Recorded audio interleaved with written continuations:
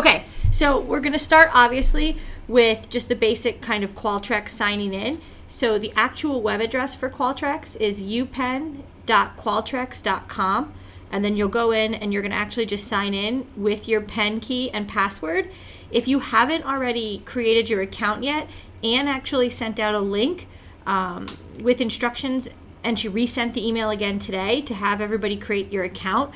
So once you've created your account, they'll be able to add you into the Qualtrics system, and then Anne will be able to share all of the surveys that she's already created. So you should be able to copy those surveys into your own database and manipulate them and change them any way you need to.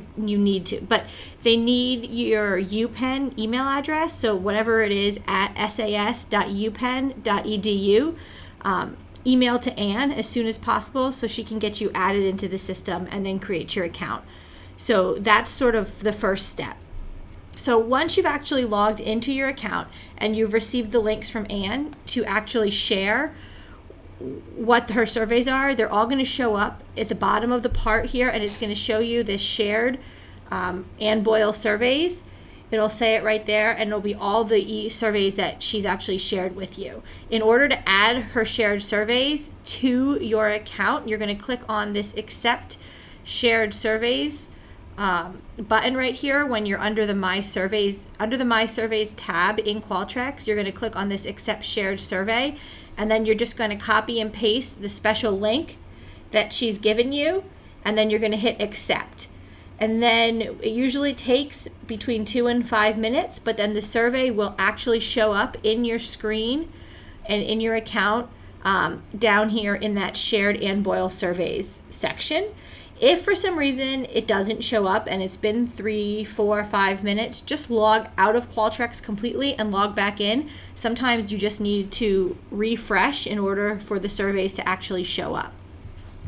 When you actually get the surveys from Anne, you're going to have 3 things. You're going to see this view option, which is just to view the survey. And if you click on it, it will actually take you to what your client will see when they take the survey. So it will be this whole section, and you can complete all of the questions. That's what it will actually look like. However, you'll also have this remove section. So if you decide you want to delete the survey for whatever reason, you can. And you're going to have another option, and it's going to be this copy option. It's not currently on my screen because I don't have an SAS email account. Mine is a staff email.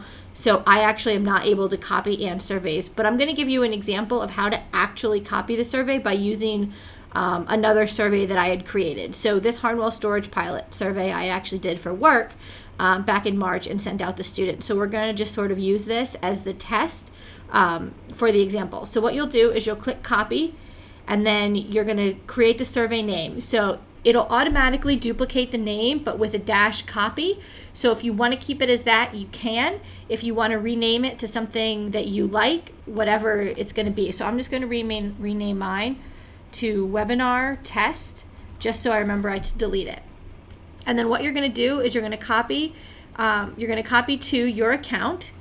You're going to also, your destination is going to be your account, and then the folder is all surveys unless you've created a subfolder for whatever it is. So I'm going to copy mine to all surveys so you can see it, and then you're just going to hit copy. And then once you've copied the survey, it will actually it'll refresh your screen, and it will show up right wherever you decide to save it. So then you're actually going to be able to log in to that survey through your own account, not through Anne's, because it'll be under your surveys, and you'll be able to manipulate the data any way that you're interested. And if you want to delete questions, add questions, whatever you want to do, then it's yours. So you can add your client's name into some of the questions. You'll notice when you look at Anne's survey questions, I'm going to open one up real quick. So I had recreated, just for instance, this leadership wheel survey. And in her information, once it opens, you'll notice that there's parts here where it'll say enter your client's name. So you'll be able to manipulate that and actually add your client's name once you've copied and saved it to your own account. So that's sort of just that first step of getting started and actually creating the survey within your account. So then you're going to start to see all of them as you copy them into your account, and they'll sort of start to list here with whatever you decide to name them. So all of the questions should actually copy, so you aren't really going to need to do much in regards to changing the information in the survey questions, because if you're going to use it as is, you're just going to go ahead and copy it, make sure your client's name is correct, and then you'll be ready to go with your survey. So the other thing that is important is actually sending out the information to the people that your client identified as the people who are going to take the survey on their behalf. So unlike the system that we used for the 360 previously in December that sent out the survey on our behalf, but it came from just that generic account, the no reply account, Qualtrics is a little different, and you're actually just going to send the link out. So you could send it from your account or however you're going to email it out to those people. So what you'd want to do is you're going to click on the send. And this is a way to activate your survey to collect your response. So you need to activate the survey first. So you'll activate your survey. And then it's going to give you a link. So this is an anonymous survey link. So what you're going to do is you're going to copy it and obviously then just paste it into the email that you're going to send to all of the people that your client identified as their 360-degree information, the people that they're going to have take the survey. So the thing to remember is in your surveys, Qualtrics automatically only allows one survey per link per IP address.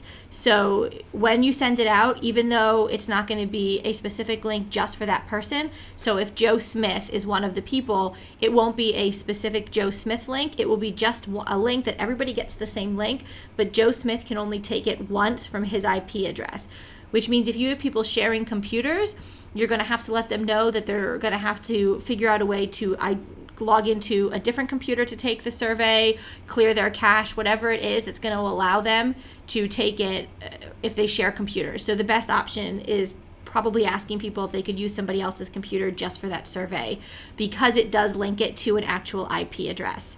So that's going to be how you actually get out the survey to your client and to all of their survey takers. So yeah.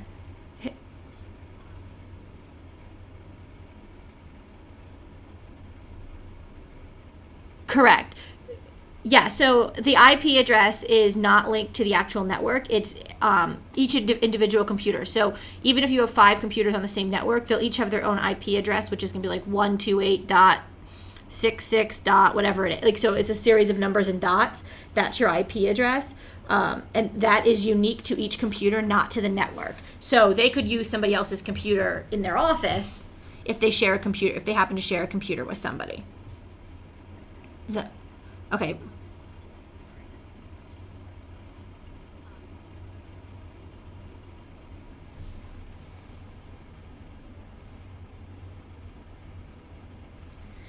The link that Anne sends out in order to view her surveys and sort of accept them so they become part of your survey bank is going to be an email that comes from Anne, and the title usually says, Anne Boyle has requested to share a survey with you, or it's something like that, and you'll get it from her. It looks like it comes from her email address, but it's really coming from Qualtrics, and it will give you a special link actually within there that you'll copy and paste. Let me try to pull up mine. Hang on one moment, and I can actually see if I can find some of hers. Hang on. She sent it a while ago, so not that far away. Oh, inbox would probably be helpful.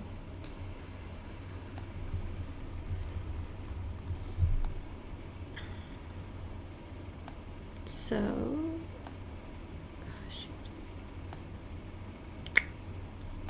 the heck is happening? There we go. Okay, so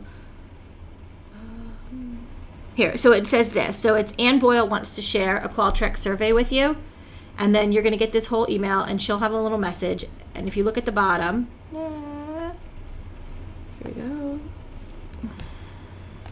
There we go. You're going to get this little, it's going to be a link, a special link that you just copy and paste into that box that I showed you before. So when you're in here, you're going to copy and paste that link into this accept shared survey box. right here, and then hit accept, and then it'll appear within a few minutes. So that's how you're going to get the survey. Also, how you're going to send it out to everybody, and then some of the other stuff that people had questions about were getting your results, right? So if I look at here, if I look at review results.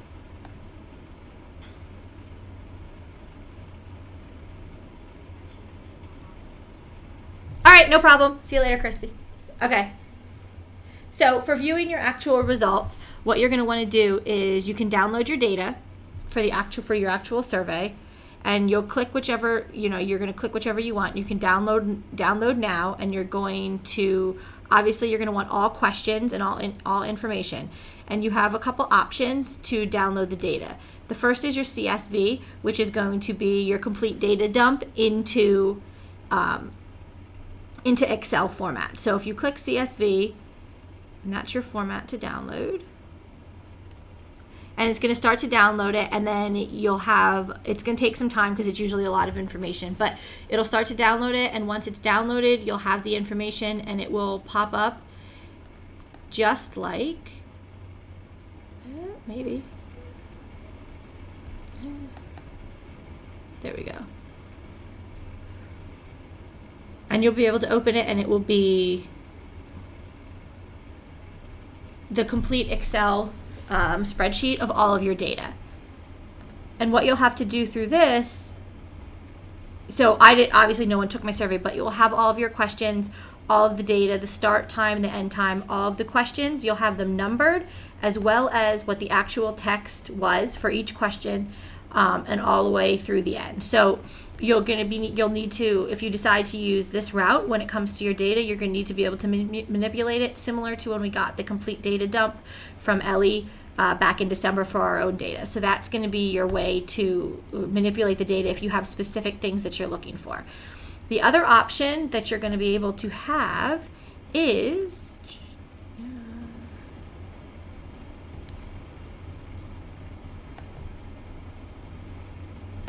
you're actually going to be able to do reports of the data, which is actually pretty interesting. So you'll be able to download the data.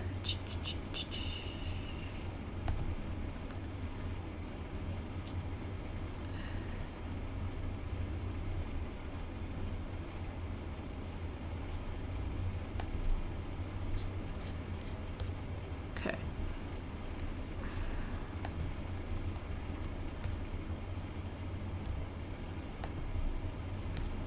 I'm actually going to go into one of my surveys that has some answers, because that might actually be something that might actually give you an example. So if I actually go into this Harnwell Storage Pilot survey,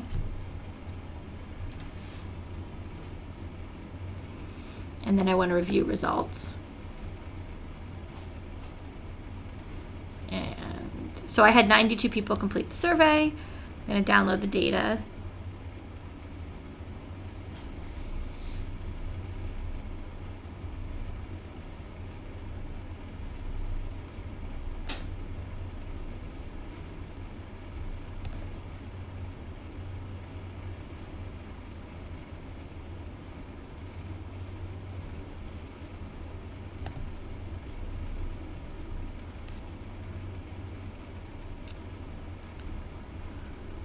One moment.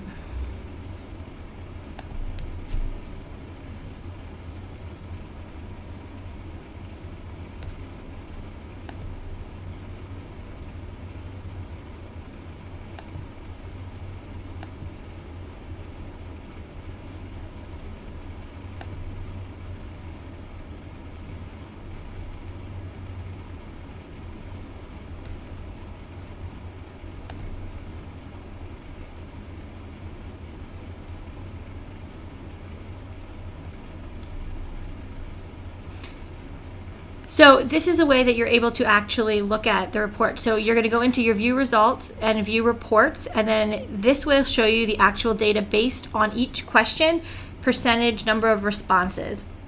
So then again, you can export this report into a PDF, which will, allow you to actually export it in the graphs and charts format versus the actual Excel data, and again, you can export it into Excel. So that is going to be a really good option if you are having trouble maybe deciphering what some of your Excel spreadsheet says.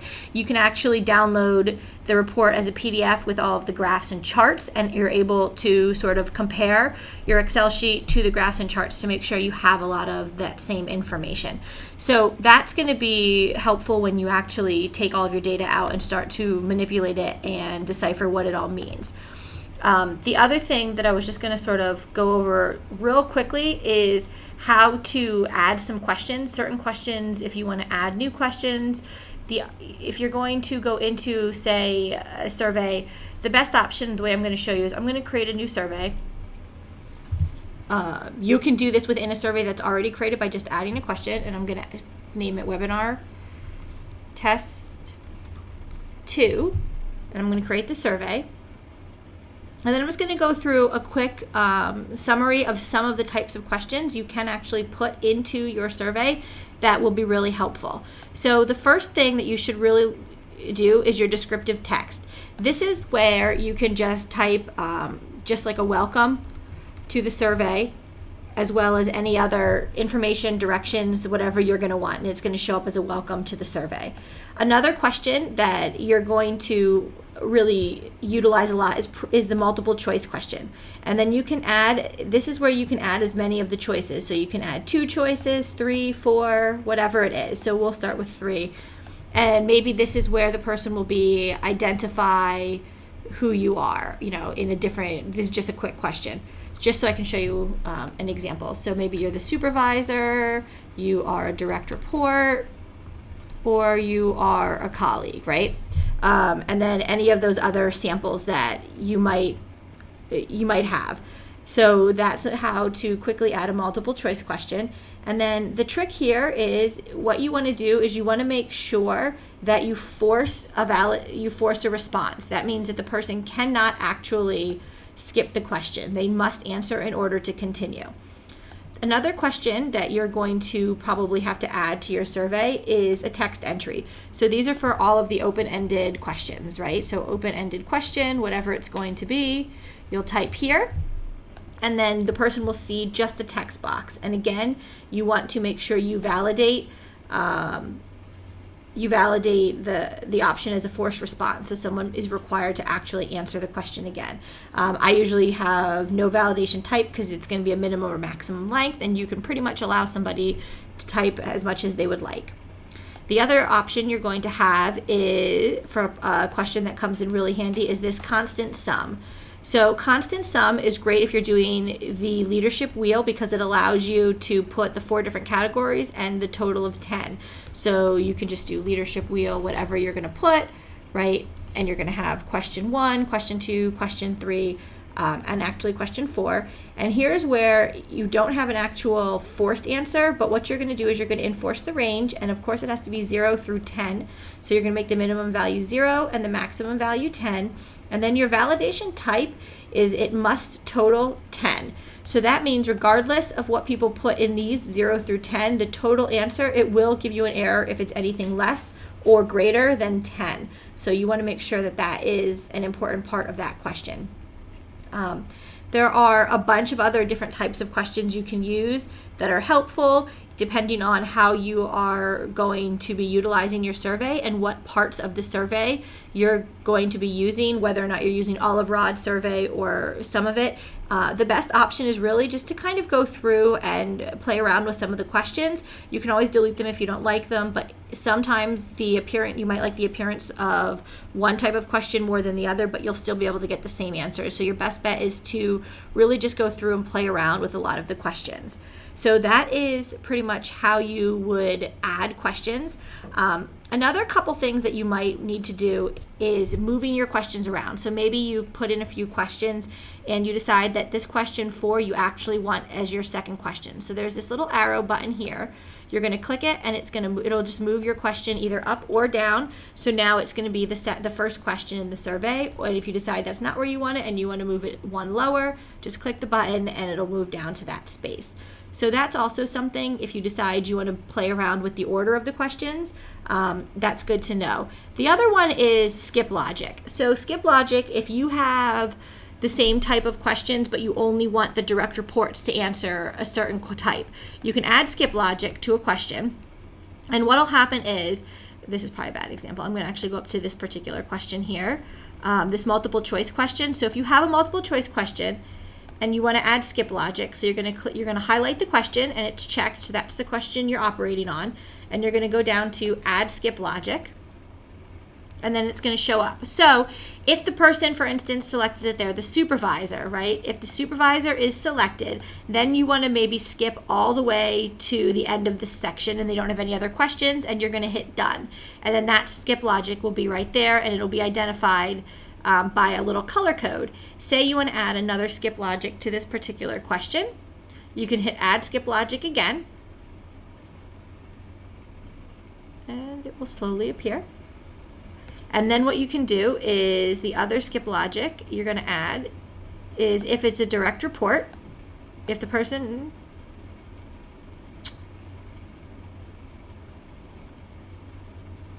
and then you can add any of the anything else you want to do. So if it is a direct report, then you're going to want to maybe go to the not selected, or if direct report is selected, you're going to skip right to the open-ended questions and hit done, and it's going to show up, and then you have all of these options of skip logic.